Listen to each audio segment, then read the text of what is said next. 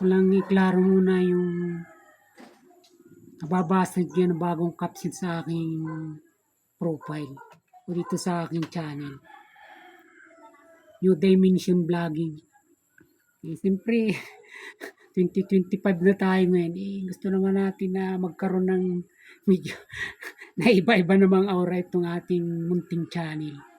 Kaya nilagyan natin yan. Pero actually, ganyan talaga yung magiging forte ng ating pagbablog o pagbuo ng mga video na nais din natin iparating ang ating munting pananaw at mga opinion na may kinalaman po ng nangyayari sa ating lipunan.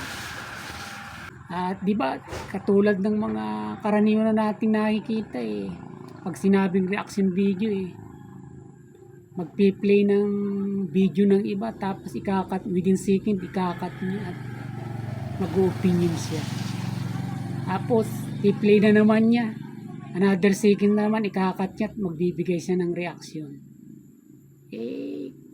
Sa ganitong mga pamamaraan nakapanood na rin ako na pinuna ito ng isang kilala na rin vlogger na abogadong vlogger na babae na nakabangga niya kayang isang Duterte vlogger na salungat sa kanya mga inilalabas na mga video sa kanyang mga pahayag na inilalantad. Para nagkaasaran nag-aasaran sila mismo. Sabi nga nung babaeng vlogger na ito, itong abogadong vlogger ikaw naman wala ka naman sariling video. Kumukuha ka lang ng mga video ng iba. Kung talagang mahusay ka, gumawa ka ng sarili mong video. Totoo nga, ganun nga yung ginagawa. Di ba reaction video nga yan? Kaya nilagyan natin to ng New Dimension Vlogging. At magti-play din naman tayo para hindi naman sabihin na haka-haka lang yung atin at wala naman tayong pinagbabasihan. Pero pagkatapos nito, eventually, talaga yung sarili nating opinion at pananaw ang ipaparating natin sa inyo, sa mga matiga akong supporters na nanonood din naman kahit papaano. At dahil nga dyan, siyempre hindi makakalimot magpasalamat. Maraming salamat sa pagtatyaga sa panunood sa mga inilalabas kong video. At yun lang yung gusto natin iparating, New Dimension Vlogging para sa taong ito at magiging tuloy-tuloy na yan. Kumbaga kahit paano magkakaroon tayo ng sarili nating identity. O yun, diba? Okay. Pag-usapan nga natin itong tungkol sa latest na balita. Mainit na mainit, lalo na sa social media, pagtanggal kay VP Inday Sara sa National Security Council. Yan ang pag-uusapan natin. At bago yan isang magandang araw pong muli sa inyong lahat. Nagpupugay po si Makatang Tambay na walang ibang punan. Mga logic lamang ng buhay. Pa-subscribe kung hindi ka pa nakakapag-subscribe. At panoorin mo kung ano ang mayroon kay Makatang Tambay. Okay. Laman ng mga balita, lalo na sa social media, yung ginawang pagtanggal sa National Security Council ng Vice President kay Inday Sara. At kay ganoon na rin kay dating Pangulong Duterte at kay mga former president tulad nila Gloria Macapagal-Arroyo, Mayra Estrada. Pero ang malaking epekto nito siyempre yung mismong nakaupo dahil si Inday Sara kasalukuyan hindi ba't incumbent nga ito. Siya ang may malaking epekto rito sa pagtanggal nito sa kanila sa National Security Council. Mabuti yung mga former president at kumbaga sila kumbaga alalay na lang sila talaga. Hindi naman talaga sila yung kinakailangan na nasa front. Napakahalaga ng National Security Council kapag inalis ka dito. At first time nga ito nangyari. Ayon na rin sa mga eksperto natin na yung pangalawang Pangulo aalisin mo dyan. National Security Council. Tradisyonal na lahat ng mga nagiging pinuno, lalo ng mga dating presidente, talang kasama ito rito. Kumbaga ito yung tagapayo kaya ng kasalukuyang Pangulo. Kung ano man yung mga nagiging banta sa seguridad ng bansa, maaari mo silang makatulong umalalay sa iyo at sumuporta.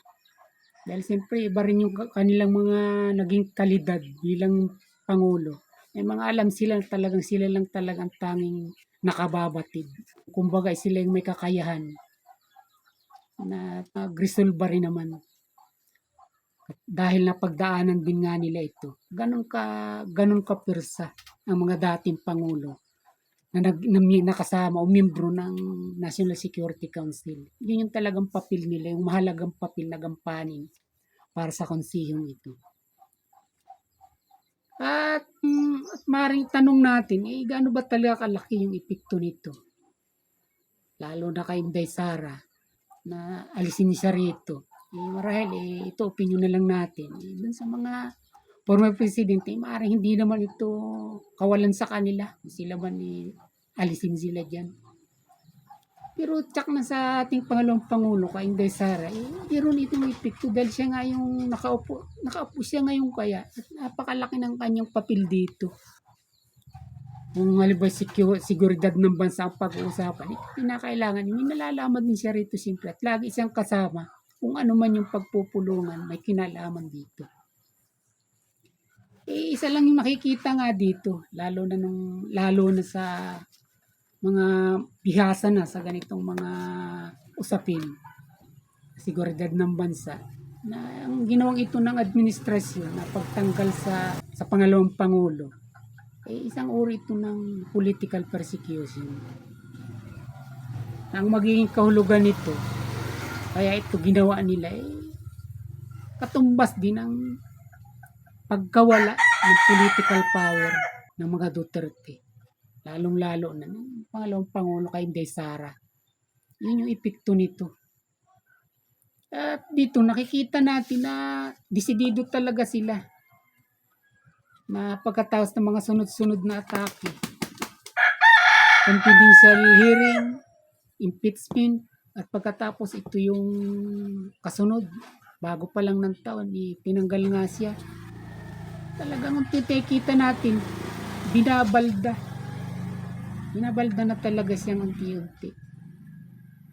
Ang unang pinuputol kamay, tapos may natira pang isang kamay, puputulin ulit.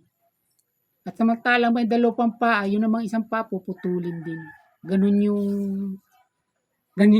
yung object na nakikita natin na unti-unti naliliwanagan nating lahat.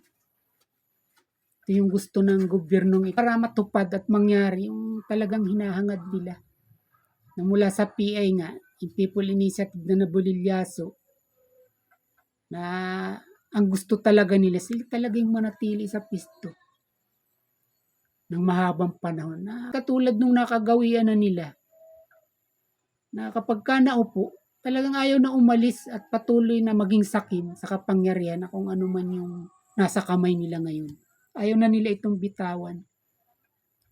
Ganyan yung gustong mangyari at hindi pa nga sila nagtatagumpay dahil may mga hadlangan na o may mga balakin na katulad na ng mga Duterte. Hindi na ito ganap na maisagawa. Pero unti-unti nakikita natin lumilitaw na doon talaga tayo papunta. Ginigiba lang nila yung talagang malalaking pader na hindi nila kayang basta-basta masuutan o malampasan kung ang mga ito ay nanatiling nakatayo sa harapan nila. Yun yung kanilang mga goal dito at yung kanilang mga foresight. Kaya nagpapatuloy ito walang patid. Hindi nilulubayan yung mga Duterte. At nasa sa atin na lang.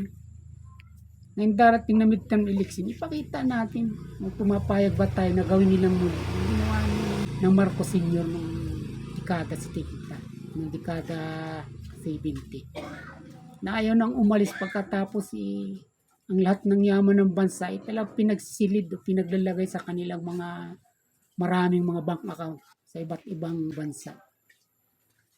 Kung ito sa pamagitan ng pagboto natin ngayong 2025 midterm election, ipakita natin kung talagang ayaw natin muling mangyari ito.